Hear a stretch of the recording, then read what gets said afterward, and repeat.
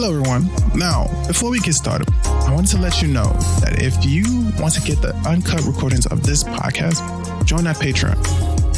There, you can not only get exclusive content and take advantage of services such as consultations on your digital content, but also you can support this podcast in helping it grow.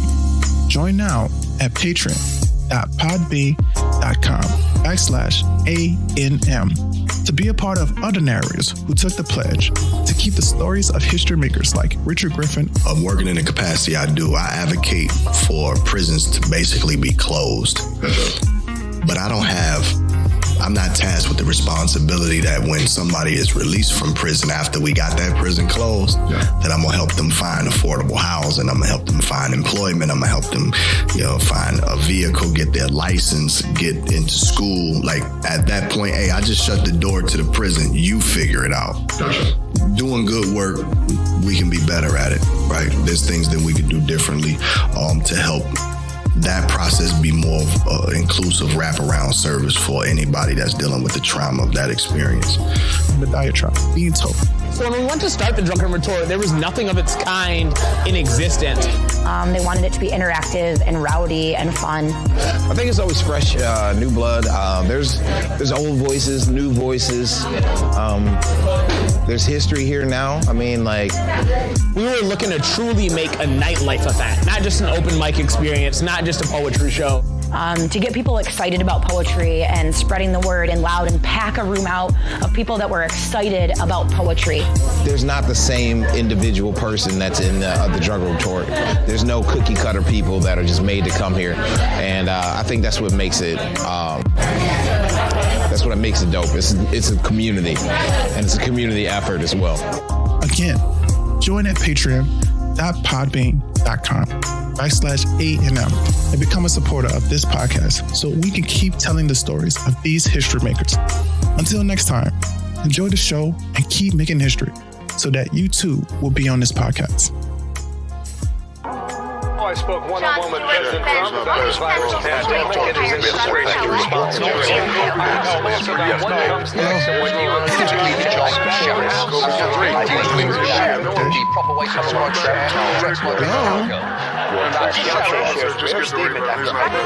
Excuse me.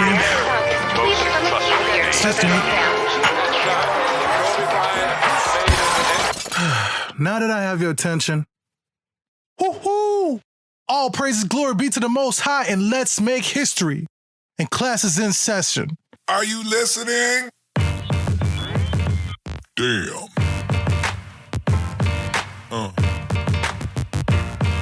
Yeah. Yeah. Yeah.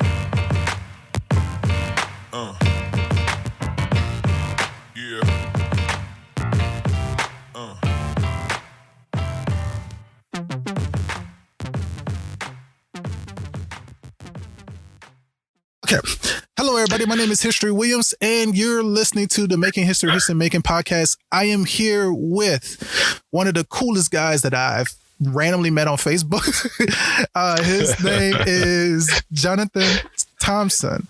Now, if you don't know anything about your little world history, I am into filmmaking, and writing, but more specifically, I love doing voice acting. Now, I'm not as gangster as this person, because this person, I've heard their demo, and I might be able to put a little bit of their demo on later, or they may be able to do some of their voices later. But like, this guy is really, really talented at what he does. So I want to introduce you guys to Johnathan Thompson. Thank you for having me. Oh, no problem, man. So I met you on Facebook randomly. You asked a question. It was a silly question for like my part, and I kind of like was being sassy when I said this, but like I said, you asked the question to the extent like, hey, how can I meet more people or put more like vocals out there or something like that? How did do you remember the question? I don't remember the question exactly. No, I don't remember the question at all, but it was random. I was like, hey, we're gonna do it on my podcast, and it kind of just landed there, and we just kind of like kept talking about like pitching the idea that we're gonna do this podcast. now that we're locked up and we're quarantined, you're in Chicago right now, correct? Yeah, just outside of Chicago. You're in Chicago. I'm in Michigan and Grand Rapids, Michigan, and we're locked up in the house. I said, "Hey, fuck it, let's kill it. Let's do Get a on podcast. We're not doing anything better. Not doing nothing better. I am actually locked up in my closet right now, trying to make sure I get good vocals. Everybody know the Hood Studio. So right. Yes. So how you doing today, man? Man, finished my taxes. That's dope. That was my productivity for today. The taxes. Checked on a couple of more customers from my gigs. Yes. Yeah. Gotcha. This has been the craziest time. I mean, how into politics are you? I'm deep into politics. I am dangerous enough to like have an argument with a conservative person, but I'm not dangerous enough to go to like do a full-fledged political debate. Like, well, see, I used to be conservative. Gotcha. I used to be like, kind of textbook conservative. But, one of the things that really kind of broke me out of that was having international friends. Gotcha. And the more friends I had that weren't American, that were in America telling me how it was in their country, I got some perspective on a lot of different things. Gotcha. And one of the things I think in America we don't really understand is how conservative we actually are. We're sitting here arguing about like, should we pay enough, people enough money to survive?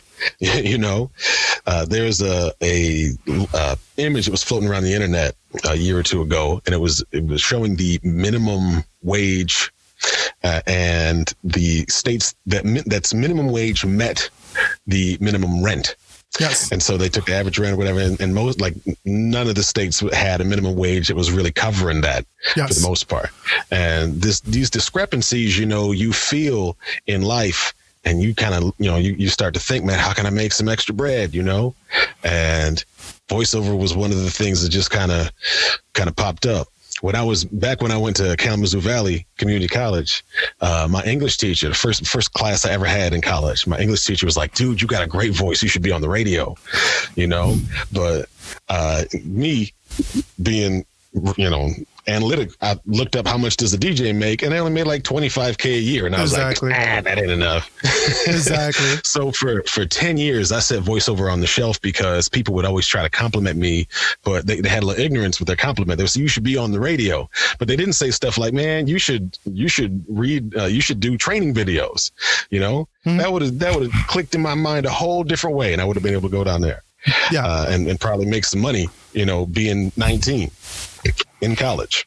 Yeah. But it's for 10 years I sat on this, man, and I just always been felt like, I want to immortalize my ideas. I want to take great ideas and I want to nail them into the world and say, look, Johnathan was here with a great idea.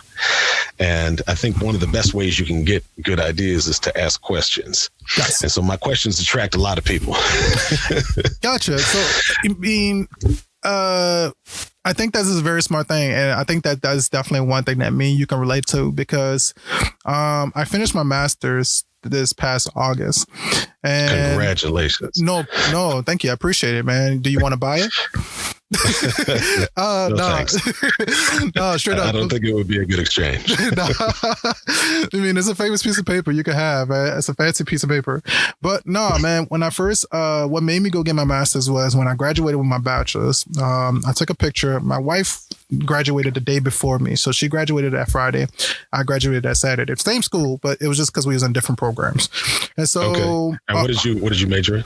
My major was multimedia journalism for my undergrad. Okay. My master's was in communication, but I focused on media ecology and filmmaking. That's the best way I can possibly put it. Media ecology and filmmaking.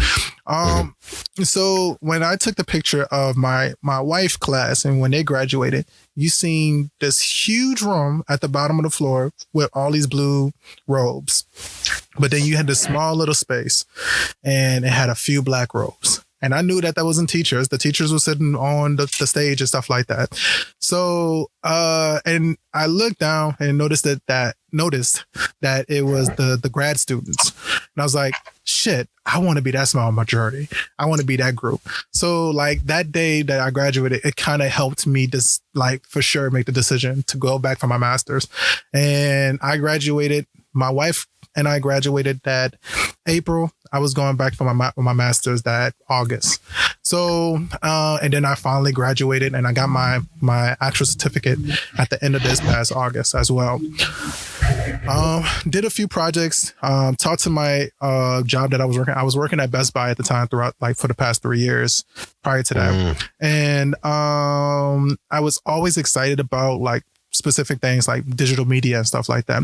And I wanted to kind of like make our group better. And I kept like doing something like doing trainings and like helping people get better at learning about film and video and stuff like that.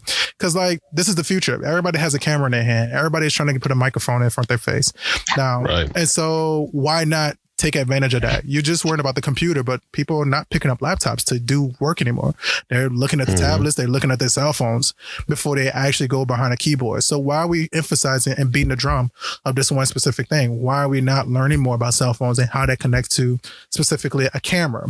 And even DSLRs, you know, I mean, don't get me wrong, I love my DSLR camera, but to a certain extent, like, people are not buying a bunch of DSLR cameras. But how can we make our customers want to be able to actually get more behind that camera, put their face on that screen? And that's one of those things that I was studying and learning more about. What is social media culture and stuff like that? And I just realized I wasn't happy at my job. They weren't backing me. They wasn't helping me. I wouldn't be happy if I worked at Best Buy either. I was so that, like, bro, like, it was the same old. I mean, you would think that like it wouldn't be the same old thing, but like, you know, as many times as people will say, well, you get different customers or different faces every day. It was the same issue. You know, like no matter what, everybody has this Apple phone and they having the same problems over and over again. And I just didn't like that. And one of the things that I did love when I was in my undergrad was doing radio. And I really loved DJing. I loved the idea of doing sound design. And one day I just listened to Phil Lamar, and I realized that Phil Lamar the whole time was motherfucking Samurai Jack. I could not get over the fact that Phil Lamar was and Cree Simmons, that's her name, Cree Simmons, I want to say, from Different World. She was the girl from like Kids Next Door and like all these other stuff, man. And it was so crazy seeing all these like black and brown people and they doing voiceover, bro. And I just told my wife one day, I just like, I'm done. I'm not doing this no more. I quit. And I was like trying to do the A narrative stuff in between. I was trying to do the right thing by like not quitting the job until I got something solidified. Yeah. And I couldn't do it, man. I couldn't focus on that. I couldn't take my time from it no more. And electronic retail selling is soul crushing. I used to work at Sears in the electronics department. I got pretty much the exact same experience because our department used to compete with the whole Best Buy store. Yes. So, I mean, I'm glad that you kind of like. I've been there, man. Yes, it's horrible. You had the retail makes you so jaded, and people don't understand what it's like to have to put a smile on your face when the same person comes in and asks you the same question you'd already told them about 4 times. Yes. And you're like, what is not sinking into your head, sir? Yes. You just start to lose a little bit of humanity because, I mean, if you were outside at work, you would be able to go and tell them how you really feel. Yes. So that was the hardest thing for me is like being able to sit there and like see these same people over and over. And the you know, and makes it worse too is because like I say Grand Rapids, but I worked out in Holland, Michigan when I was working at Best Buy. Oh, that's not Grand Rapids at all, sir. I worked out in Grand Rapids. I live out of Grand Rapids and I worked out in Holland. And so like, I mean, you definitely have far less white people there. And so, I mean, far less black people there. I'm sorry. Let me correct myself. Yes. Holland, Michigan is like 99% Dutch. Yes, definitely. So, one of the soul crushing experiences I had was, cause I was trying to do freelance. I didn't have a few articles posted up, for this. I was writing freelance, for a couple of publications at the time. And this guy found out, like, came in, asked him about his Wi-Fi networking. And it was so crazy because we had a good connection, man. We was dope. It was an older white dude. And he seemed like he was on board. He wanted to buy everything that I was talking about. And then he asked, how do you know about this? And I kind of like just was very brief. I was very broad and brief. And he said, I said, yeah, I do a little bit of journalism and I do some freelance work. So I need to have a good connection. And also my degree kind of requires me to learn so much of this stuff. And he was like, oh, well, what's some of the places that you wrote for? And I explained to him some of the places I wrote for. And then he said, well, okay, after you told me that, I'm not buying or believing anything you just said. I was like, what? And he was like, well, you wrote for a liberal publication. And how do you feel after Donald Trump did that $500 bailout for you guys? So you got an extra $500. I was like, oh my God. $500. You couldn't pay me $500 to stay at my job at Sears. Yes. Yes. It's very simple. I would give you $500 to just leave me alone. Yes. Yes, man. So like that was just some of the times that experiences that I had. And I don't think that my peers also experienced as well. And they didn't realize that those are the type of things that's going on. And you just don't realize it because it's not happening to you. You know what I mean? But with that, as you being a person who's got more international friends, how you say that you converted because of the fact that like you had international. So like, what is your experience like when it came to that? Well, I mean, first we got to rewind the tape a little bit to how thoughts work basically in our country. Gotcha. We have kind of a few different main veins of thought. Yes. And that's why when you talk to different customers at a job like Best Buy, you run into the same issues because people think in just a handful of different ways. And so a lot of people would run into the same issue, and that's because they don't understand the intuitiveness of their phone or laptop or camera, whatever have you. No. You know. So once you identify that there's a couple different ways to think, you can kind of see America a little bit more clear. People generally tend to fall into several different categories. And when you aren't really allowed to share views from a different train of thought, that's a problem in America. Yes. And so as a conservative person, a lot of conservative people don't want to like a liberal person. Yes. Because that's a different line of thought. But it's important to audit your thoughts. And I don't think a lot of Americans have an honest way to do that anymore. With Fox News essentially being state-run radio and the lack of diversity in journalism that we have, we only got about 6 publications that do all of the TV networks news. So it's very difficult for Americans to audit their thought in America. They don't get to hold their ideals up and check them with what's actually going on to make sure that they're legit. You get what I'm saying? Yeah. And so when I started traveling after I got married, we went to Mexico for the honeymoon, and we met a whole bunch of different people from a whole bunch of different places. The first, I think I made the most Canadian friends that trip. We ran into a bunch of Canadians. They like to go to Mexico, guys. Oh man! And after that, every time we would go back, we usually try to travel as out of the country and go to all-inclusive resorts. They seem to be a great bang for the buck if you can get them on a good deal. Hoo-wee. And Miriam's a deal hunter too, so we get good trips sometimes. Yes. But we kept going down there, and we met a British couple at the Secrets in Cancun. And this British couple, they were both police officers, actually.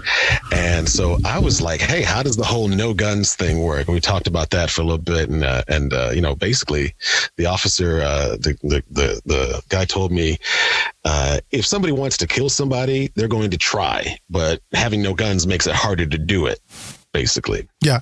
And so he was like, yeah, so you'll see a lot of stabbings and stuff, and stabbings violent, you got blood going everywhere and stuff. Like it's kind of a gross crime to have to deal with, And then he started asking me about America. That's a unique perspective to put it like that. That's a gross crime. You know what I mean? I didn't think about it like that either. If somebody gets the thought to kill you, that's a very strong thought. And it's kind of hard to figure. Once you've decided to do that, it's going to be kind of hard to turn away if you have have some resolve. Yeah. Hopefully, a lot of people, they decided, but they don't have any resolve. So that goes away real quick. Yes. That's why you don't go cuss out your manager and do what you and do what you always dream about doing. Exactly.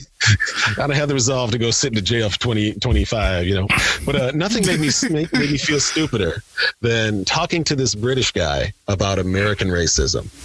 So I remember our conversation went a little bit like this. He was like, wait a minute. So in America, it's just about the color of their skin? And I was like, yep. I started talking, and I think this is the thing that endeared him to me, is I was aware of this perspective. I said, in you go to a bar in your island, and your version of racism is this fucking Mick on the other side, Yeah.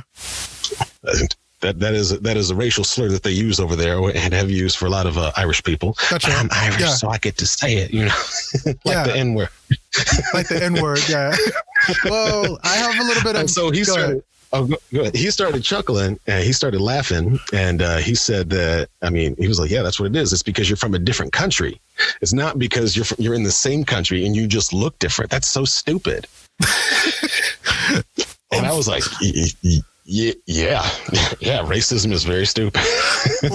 God damn. And it makes it even worse because of the fact that even you hearing this from a person who's still prejudiced nonetheless, but they still say right. this is stupid kind of prejudice.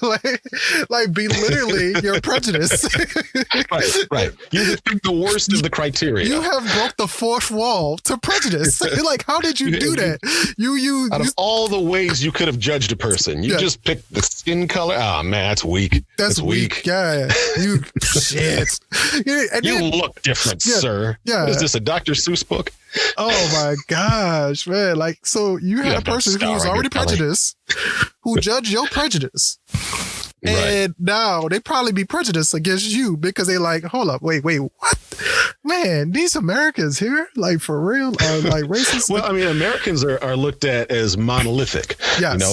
You go across the pond and, we're the loud, brash people who, always trying to take pictures and talk loud and everywhere, Yes. And don't understand culture. We're just, and I think it's kind of a pervasive idea. And a lot of Americans I know just try to, they try to blend in so they don't get messed with as much as possible. Right. Try to act local, Yeah. Well, that was one of the things that was really hard from when we went. Well, when I came here, everybody was like, "Well, you sound like Boomhauer." Or they say Nolans. And I was like, Nolans? I never even heard Nolans until I came here. I never heard Nolans ever. You grow up in New Orleans and never heard Nolans. And they were like, Nolans? Y'all don't call it Nolans? I was like, no, never heard such a thing.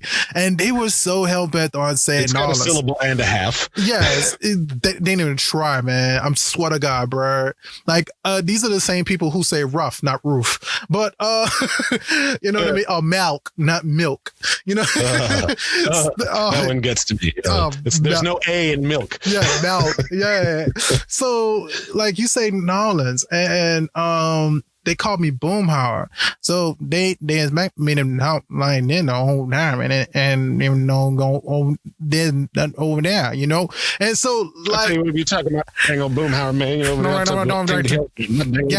Yeah. See, I slowed it down for you. I thought that you was but yeah, now don't take it easy on the audience. We ain't talking fast, they just listening slow. They just listen to slow. So I slowed it down just for you. I used to be really good at doing the Boomhauer, but and then all of a sudden just gotta watch King of the Hill again. Just go through it again. It's on Hulu. Just go through one more time. Yeah. You'll get it right back. You'll get it right back. Yeah, I would definitely get it right back. But like they expected me to talk like that, or they said that I sounded like that, and I was like, y'all sound crazier to me than I think I sound to you. And they'll say, well, what did you say again? And it's like blatantly like wrong and like blatantly like frustrating. Because they say, like, I don't understand you. Like, I don't understand anything you said. So when I came here, like, that was one of the things that they told us at the Salvation Army. Because I came here after Hurricane Katrina, and I was, like, one of the people who was evacuated to Grand Rapids. And so they said, like, try your best as possible to blend in. So, like, people who had locks in their hair, they had to get their hair cut. People who had like caps in their mouth, they call them slugs down there.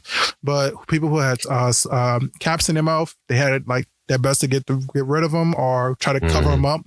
And some of them had to even change their accents. So I noticed that when I came to Grand Rapids, I was trying to sound like this, but every now and then it sounded like I was almost African, and I was coming from. That's exactly what I thought.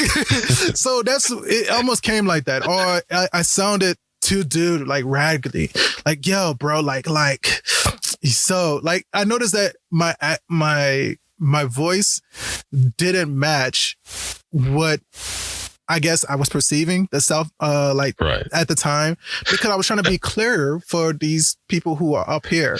And well, Michigan's tricky because Michigan technically has a neutral accent. Yes. As far as linguistics go. So like you kind of get caught up because a lot of different people will talk differently, and it's all okay because it's Michigan talk. Yes. But if you get like some Yoopers coming down the bridge and you start talking to them, you'd be like, whoa, wait a minute. When did this turn into like can of soda? Yeah, exactly. Can of soda. Yeah, exactly. Like, yeah, can of soda. Yeah. Like, Michigan will throw you off of the accent. Yeah, exactly. And that's the thing that was weird because of the fact that you had these people who they sound like they're far from California, or they had some people who sound like they were very, very Virginian or Floridian or whatever. Floridian? Yeah, Floridian. They sounded like they could be like country, but they're not really country. Well, who was the one that put this fear in you that you need to act local? Well, Salvation Army said that, and it was just because of the fact that they were having an experience where they had people who were in New Orleans and from New Orleans, and they kept getting into fight and getting into trouble with other people who were from Grand Rapids. It was reported too, because like I had a friend coincidentally who went to school with me when I was younger, and coincidentally he came to Michigan, and this person got jumped all because of the fact that he said that New Orleans was better than Detroit. And it was a trick question for at the time. I mean, yeah, it was. Have you been to New Orleans? Yeah, exactly. I'm good in New Orleans, Detroit, absolutely. Yeah, so like it was a trick question that people kind of put him into, and he got jumped for it. You know what I mean? And they were saying the same thing with like police officers. Raggedy. So it was them trying to like kind of cover us more so than like watching, not necessarily like say so that they was just like, don't come up in there and be like, hey, Nola, stand up. Yeah, exactly. Don't do that. Just like make yourself as I guess invisible as possible. And but you shouldn't expect somebody to go hard for Detroit in Grand Rapids. Exactly. Well, yeah, that too. But I mean, it was a thing that was happening. You know what I mean? You could think about crazy. Like the Boondocks. The Boondocks did like the cartoon, the Return of the Kryptonians and stuff like that. Right. You had like the whole situation that happened in Houston where they had the riot at the school, the New Orleans students versus the Houston. That Houston students as well.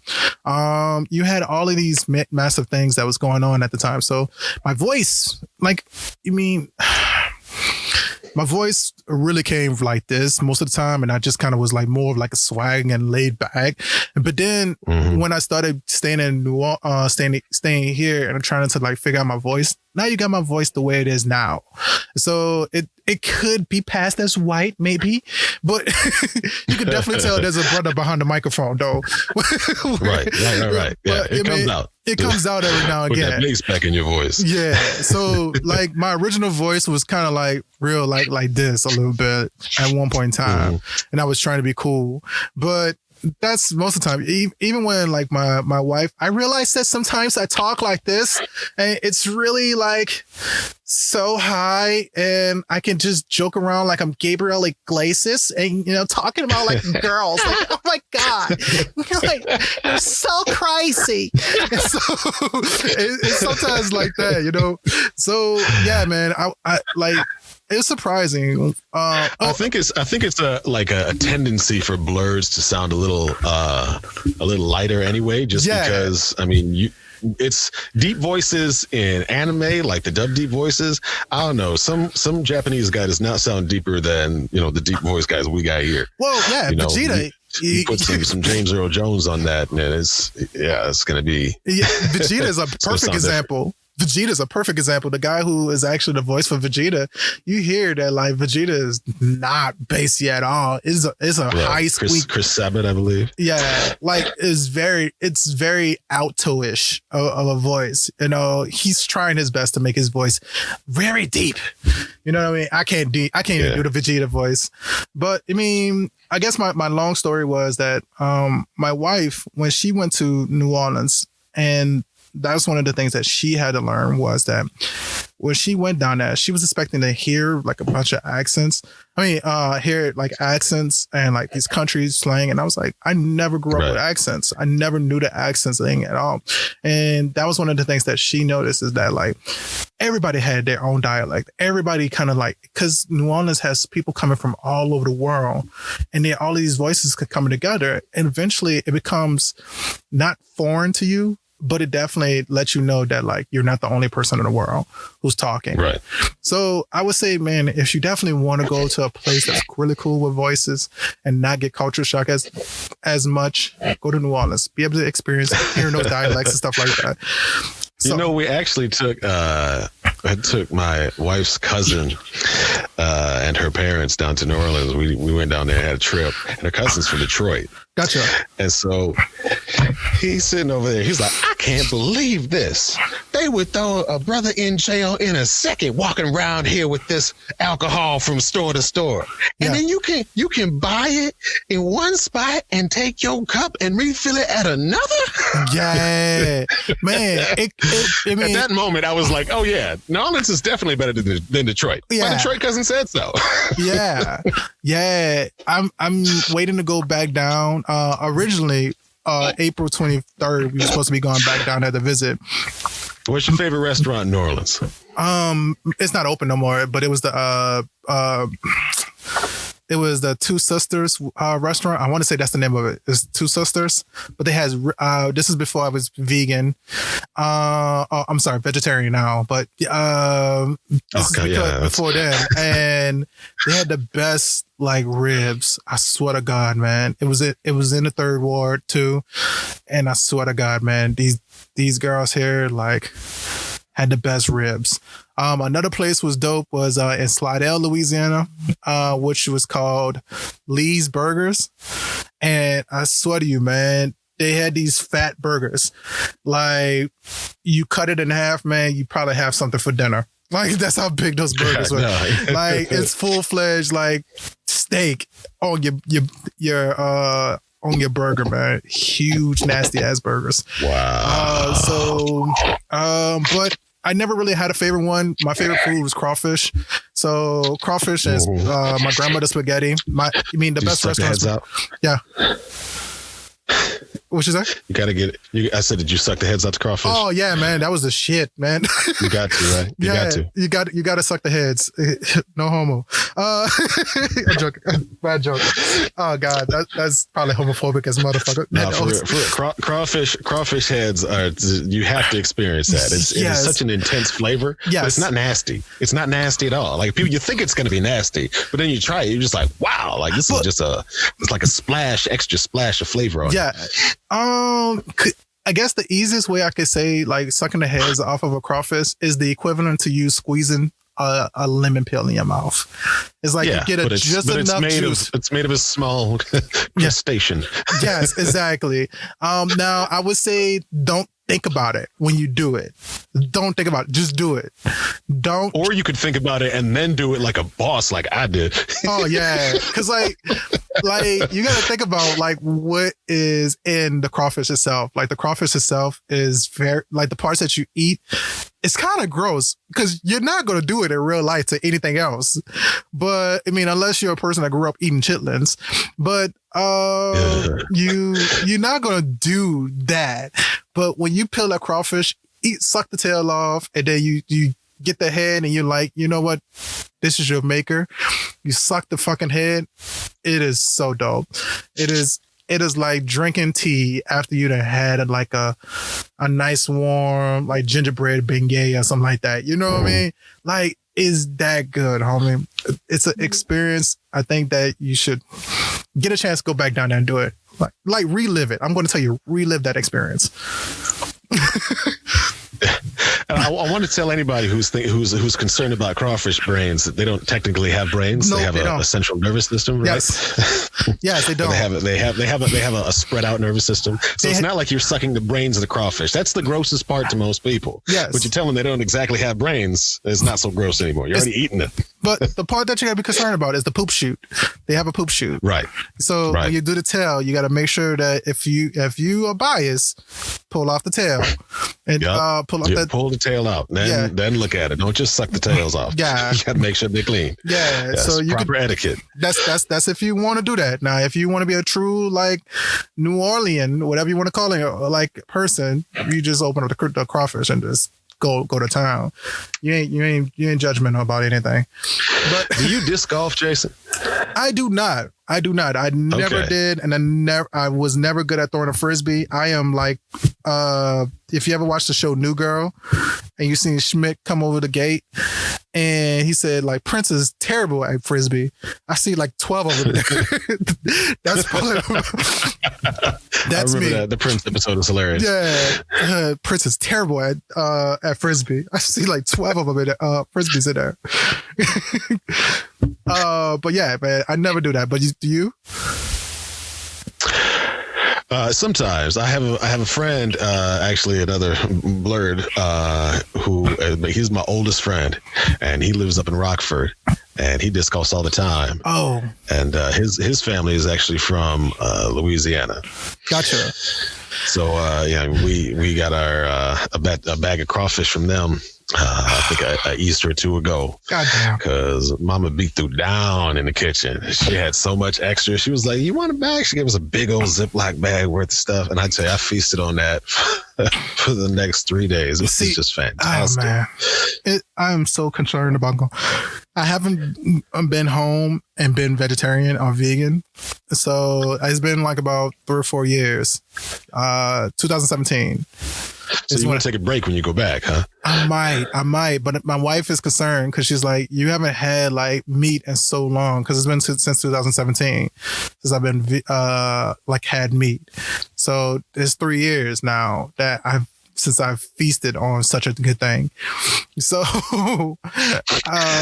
we are concerned, man, like what's going to happen if I decide to eat. Because you're going to remember what you're missing out on.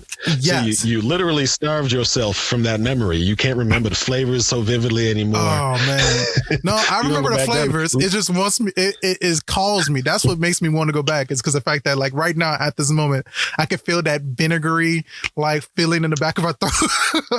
Or that broil like feeling of crawfish. We've been talking about crawfish and I've been salivating for like the past 10 minutes. So and it's not enough to just eat the corn from the boil. You gotta get the meat too. Yeah, man.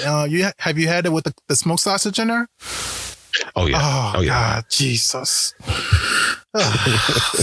Oh man, it's sacrilegious.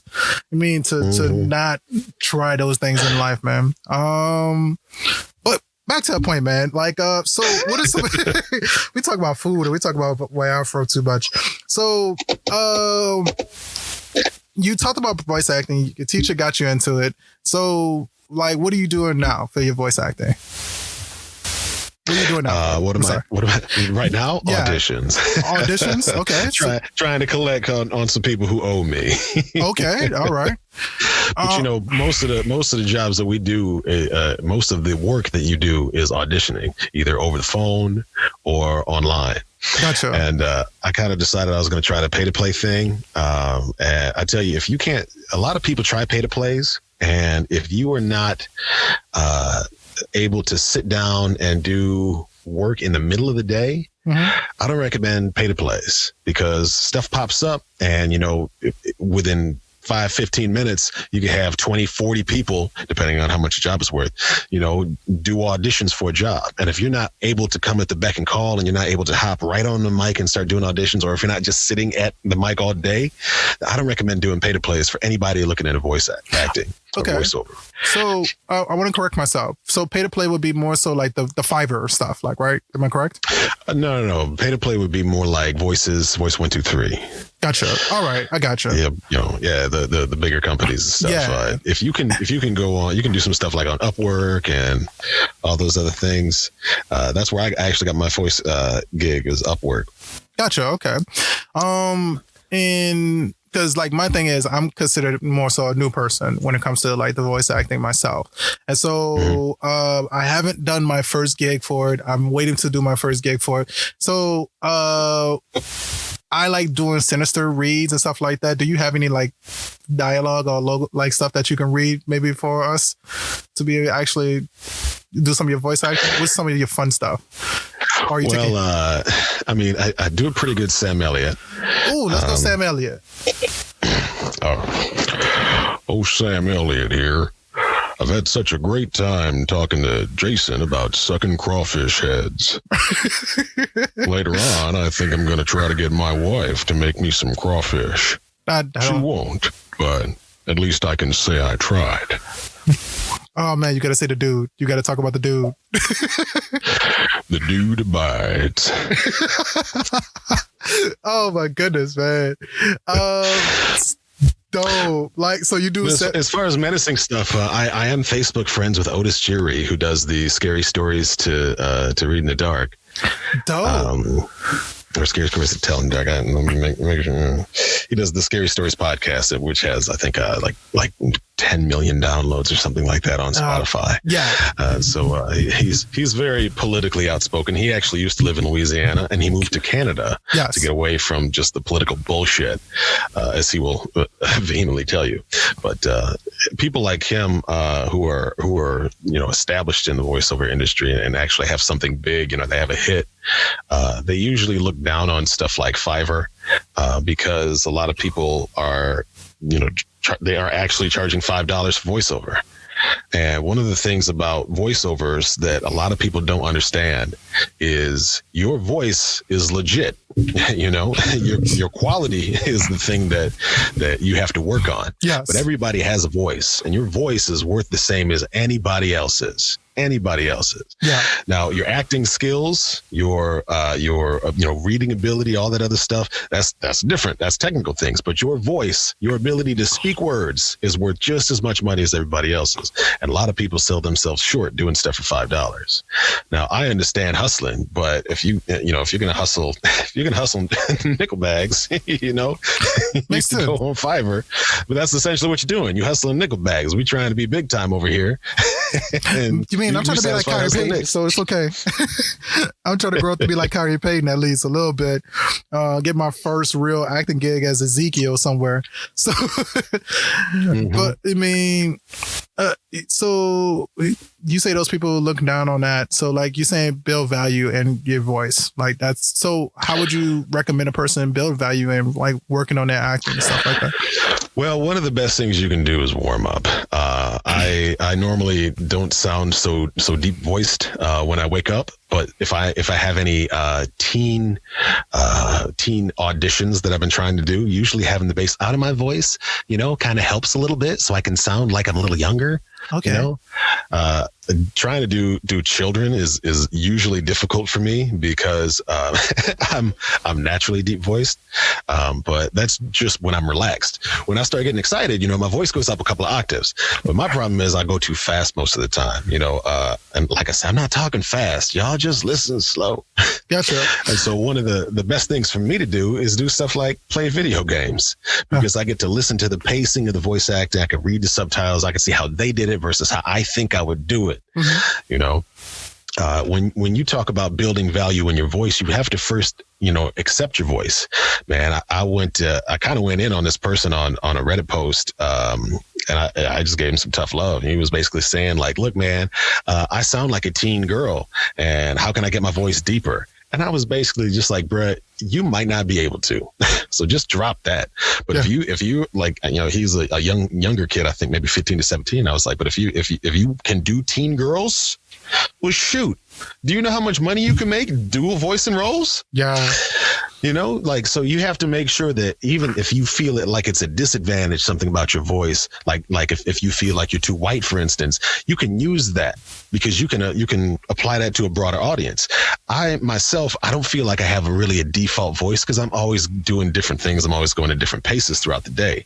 So my biggest struggle really is finding out which voice I'm going to use now, because I have so many, you know, like I'm trying to figure out what the person, the casting director or producer, whatever, what the person who is going to be hiring me wants. Mm-hmm. And most of the time they just won't shoot, and all you got to do is shoot your shot, slide in somebody's DMs, you know, and audition for some stuff and say, hey, look, contact your local businesses that you've patronized and say, look, I'm a big fan. By the way, I'm trying to do some voiceovers. Don't say trying. By the way, I'm doing voiceovers.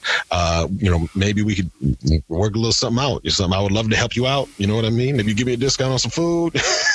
Okay. Something. So you can do all this stuff by building value in your voice just by accepting how you sound. That being said, when you do stuff like warm up, you can, if you have a goal voice in mind, you're like, I know I can hit this tone. You might have to work at it a little bit to actually get your voice, your actual vocal cords warmed up and loosened up, or maybe the opposite. Maybe you need to have a hangover so you can sound nice and deep and have your throat all dry. You know, but you have to understand your instrument. And I was talking with somebody the other day, and he was, we had just passed bowl around. He was like, Johnathan, you don't talk like that, dude. You don't talk like that. And I was like, I know my instrument, bro. This is what happens. My voice gets real deep because my throat is dry. Speaking of which, I need to go drink some tea. Yeah. But that all comes by knowing your voice. Yeah. Accepting it too. Yeah, I would definitely agree with that. Like, so I did a podcast not too long ago, and I'm teaching, like, one of the things I was doing my first few podcasts is like calling myself teaching how to get started with your podcast. And my biggest thing was like learning about tone. So, for example, I'm one of those people, if I wasn't in this specific position, like uncomfortably in my closet, I'll kind of marry myself to the microphone. So it kind of sounds like I'm trying to be deep, dark, and a little sensual, So yeah, I actually wrote, I found Microsoft OneNote is just the best thing. If you guys don't have Microsoft OneNote, they need to pay me for this. Yes. If you have not used Microsoft OneNote, it is so helpful. It is a just basically a scratch pad, a notebook, a Rolodex, or whatever you need it to be, type of unit. Then you can just jot your thoughts down and just forget about them. Yes. And so, I always had good ideas popping up, and now I can actually write them down. I can look at them. I can go back and say, do I need to act on these? So I write down a bunch of different stuff. I write down, jokes. I write down my voices. I write down, like, if I wanted to do a Tom Hanks, I got to squeeze my throat right here. Buzz, hey Buzz, how you doing? So like I write down these little instructions and stuff to get these things going. And you can do all that stuff on OneNote, and it goes on your phone and on your computer and on whatever else you might need, your tablet or whatever else too. So it's great to be able to have all your notes and your thoughts with you, the important stuff. Yeah. Well, that's the thing. See, like, my thing, my voice that I'm trying to work on is not necessarily be like myself, is not necessarily work on my voice being as much as being bassy and like deep. My radio, that's when I get like really deep, and I feel like that. Gotta get all close to the microphone. Yeah, because of the fact that everybody's cochleas. Yes, and so so it's a better way to be able to kind of establish myself as a dominant presence and a vocal presence inside of you. But like, I really kind of like more so talking. More so like I said, like kind of like Phil Lamar when it comes to, like, for example, like Green Lantern. So I could talk about Superman and how he changed the differences and way the worlds. And I definitely am not warmed up compared to what I normally sound. But like, definitely, like, I can kind of approach myself to that. And now it kind of comes off as me trying to sound like, you know what I'm saying, she right now, because of the way my voice. Yeah, see? Yeah, but one of the things that like I make my kids laugh at, because my kids are starting to catch on to some of the adult cartoons. So they like when I talk like Peter Griffin and I just say how much I love Lois.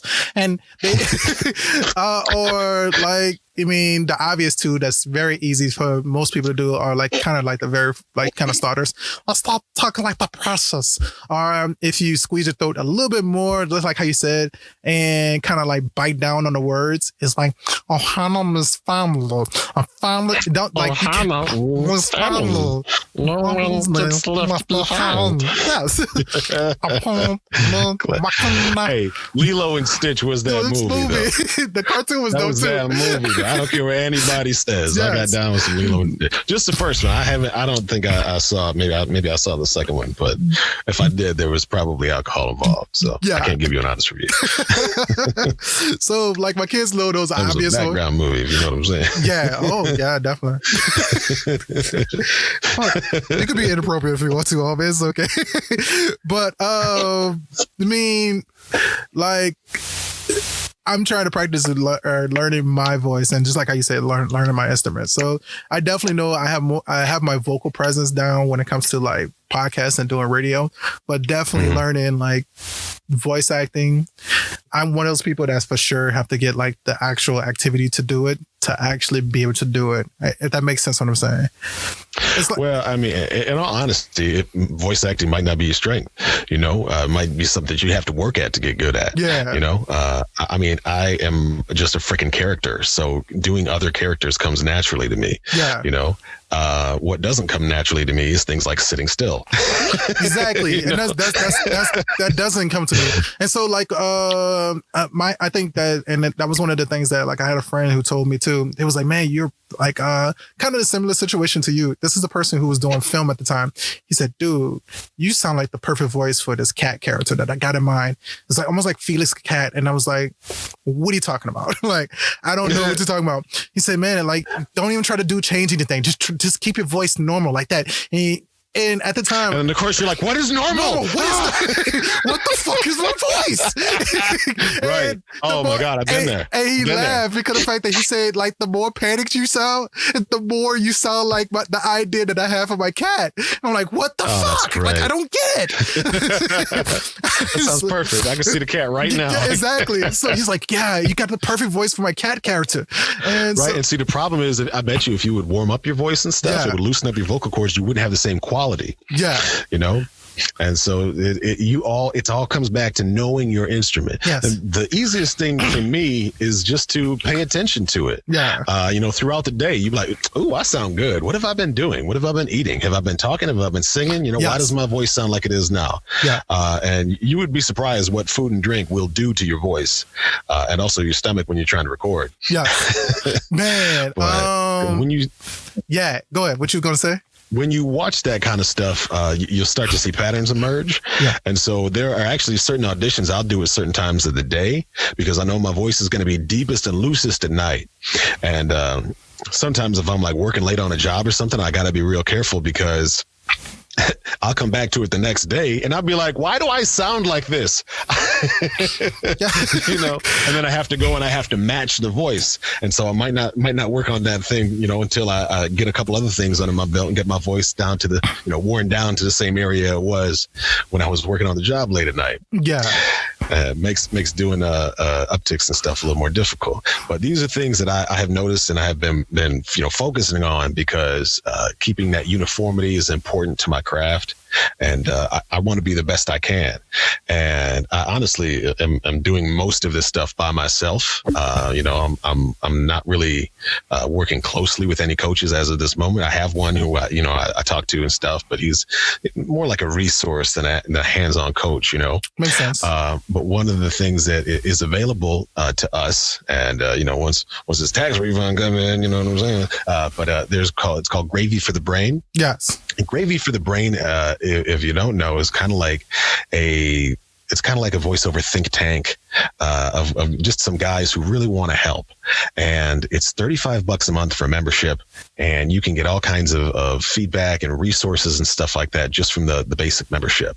Gotcha. And so if you want to get started and you want to actually start coaching and stuff like that, that's actually a great spot to start. It's not going to be the same as you going and getting a professional, having one-on-one time, but I believe you can pay for that through Gravy for the Brain. Mm-hmm. But that's a great resource if you want to get started and you want to do stuff. I mean, I honestly know that my strengths are, and my real issue is just time management, getting behind the mic at the right times where it's not super noisy or anything like that, and making sure that I get these auditions out. That's always big. Man. It always seems like something needs to happen when you're trying to do auditions. No, I definitely get it. And that was one of the things I was going to say, because like one of the things that I've noticed is like when I talk to people and then like right before I do an interview, I usually sit there and say like, hey, like, are you allergic to cough drops? And he said like, no. And I give him a cough drop. And it's like one of the things that I just noticed is that it kind of clears a person up because you have those like those kind of noises that like the whole time. And it was like one of the ways that I first like started learning about like practicing and learning with voices, and a lot of my resources that I've been just because I'm very, very picky about like how shit sounds. So that is definitely the only way that I've been learning about like voice acting, and is being able to get like hands on with stuff. So that's kind of like what I was stating earlier. So I'm glad that you talked about a resource like that outside of just saying, hey, this sounds good to me, so I'm just going to keep going. Yeah, that works, Billy. Let's go. Let's get to the next one. And I mean, it's actually, if you can stay disciplined in that, you can actually have a bunch of good throwaway voices that you just kind of go back to, so you can start building your voice repertoire without even having anything, just thinking how you sound is good, because somebody wants how you sound. Yeah. You just got to go find them. That's your job, is to go find that person who wants how you sound right now.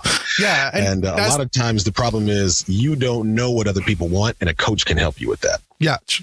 Oh, that makes sense. Because that is the weirdest thing, is that like you don't know what you don't know. Exactly. Yeah.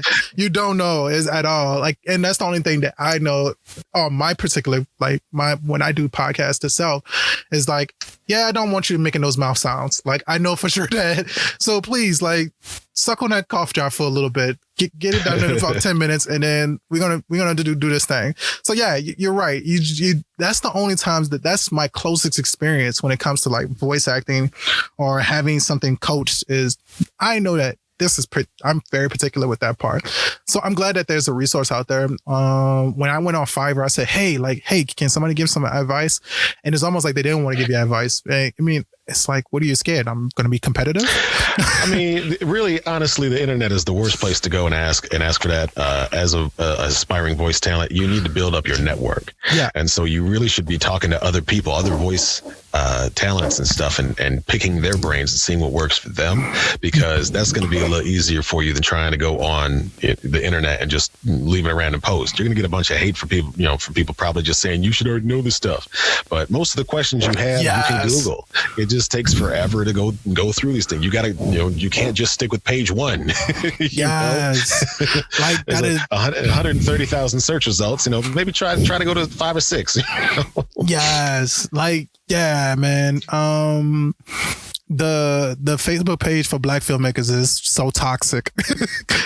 It is. It's kind of sad to see that, but that happens when you have a scarcity mindset. You have fear that there's not enough, which is why we ain't got no toilet paper at these stores right now. Yes. Then people start to have this scarcity mindset. This scarcity train of thought is a bitch, because you think that there is not enough to go around. And I actually like what Terry Crews says. People are always trying to get their slice of the pie. They don't realize that the world is a kitchen. You can make your own pie. That's a dope ass way to think about it. When did Terry Crews say that it's shit? Wonderful. What the fuck did he put That was actually my Facebook background picture for a long time. Oh my goodness. Was him with that quote, and I was just like, man, this is because that's why when I hop on the mic, I say I'm in the kitchen. I'm trying to cook up something new. I'm trying to create. Deuteronomy 8:18 says, believe it's Deuteronomy 8:18. It says that the Lord gives you the ability to create wealth. I forgot about the Lord about 2 weeks ago, so please forgive me. I gotta go back and read my Bible. No, I'm just joking with you. I'm quoting your brain. It says the Lord, and you should remember the Lord your God, because he gives you the power to create wealth. Yes. To produce wealth. To produce, it comes from, the ground produces fruit. It comes from the ground. And so we have the ability to create something new. And I think that's one of the reasons that voiceover is so attractive to a lot of people, is that we feel like we can get in there and we can paint a picture in a certain way. We can create something new and cool, and then it's going to last forever because we got a digital imprint on the world. It's a very attractive aspect of voiceover, but you just got to make sure that you're going to be disciplined. I think a lot of people, this is some real talk, man. A lot of people are bullshitting about being voiceover talents. Some of the times I do myself, with this whole coronavirus thing was going on, and, my wife had some medical issues and stuff. Like I didn't do, a handful of auditions all last week, and I'm just sitting here like, man, you can't call yourself a voice talent if you're not willing to get down there and make these connections and talk to people. True. And get, make touches with these customers, these potential contacts and stuff. And, there's a lot of stuff you have to do in voiceover, but I'm going to give you the 3 main things that I can recommend.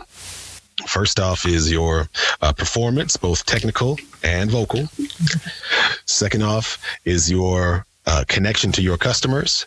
And third is going to be your connection to other people socially. You got to build your repertoire, and one of the best ways to do that, I think, for you in particular, Jason, just join in the forums. You already do that, so I think it would be real easy for you to get in there and just keep up with folks and see what they're doing and see the advice that's being said to them by some people. You're probably gonna have to weed through a lot of stuff to get some good advice, but a lot of people give a lot of good advice for free. You just got to know where to look, but it helps best when you have those personal connections yourself. You're going to get those good nuggets much faster having these actual connections. And then you're going to be able to go into the booth and produce something wonderful. Well, with that being said, I think that we did a blurred enough. I would love to be able to do this, and I would love to be able to do this more contained and be able to talk about more blurred stuff, voice acting. I appreciate you being on this one. I'm only one call away. Yeah. Can you actually sing the song? You could roll with me if you was my baby. You could roll with me if you was my lady. It was word how we met, huh? Was with my son at Bank America. I was at the mall with my son at Bank America cashing a check. Go ahead. Go to AZ lyrics and find it. But I appreciate you, Johnathan Thompson. Hey, where can people find you?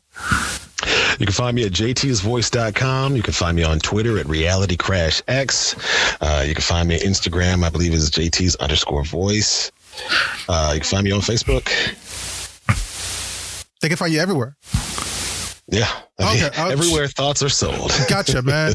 I really appreciate you being on this with me, man. Thanks a lot. I know that's longer than we planned, but I appreciate it. This is what happens when we don't plan. We just kind of roll with it. Yeah, it's definitely like this is the longest podcast I've done. So with that being said, I appreciate everybody for listening. My name is History Williams, and thank you for listening to the Making History Making podcast.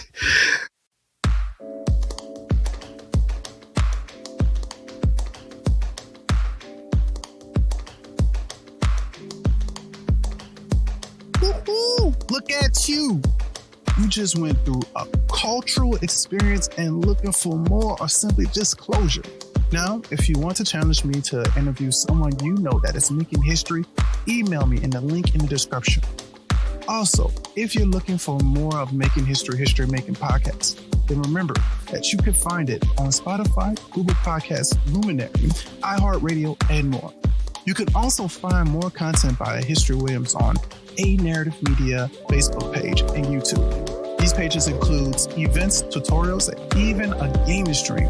Speaking of gaming, if you are a blurred, nerd, Latin nerd, or simply a gamer, you can check out Talk a Big Game on Twitch under History W. That is capital H, lowercase I, lowercase s, capital S, TORY, capital W, or the Facebook page A Narrative Media. Also, don't forget to check out the merchandise and the links in the description. We have various types of merchandise to choose from, and show your support for History Williams and A&M. This includes bags and apparel on Redbubble, more colors for your t-shirts. You find those on TeePublic. Or if you're a coffee drinker, grab a bag of the biggest roast coffee from Custom Label Coffee. When you buy a bag of Custom Label Coffee, make sure you use the promo code SLOTHGAME to get 10% off. Finally, for the closure, it would be cliche to say follow, like, subscribe, and share. But that is not completely why I am doing this. And that is not the brand that I want to build with A&M. I want to earn those things from you. My goal and dream is to provide you as the listener or viewer a cultural experience that is not only entertaining but informative as well. My final goal is to make you feel as though you have a community every time you listen to this show. So when you hit that follow, subscribe, share, or like button, just know that you are part of the history makers and narrators that strive to grow and build a better connected future for all of us. So know that every time you hit those buttons, you're challenging yourself and me to keep making history. You folks stay awesome and keep making history so that you too will be on this podcast.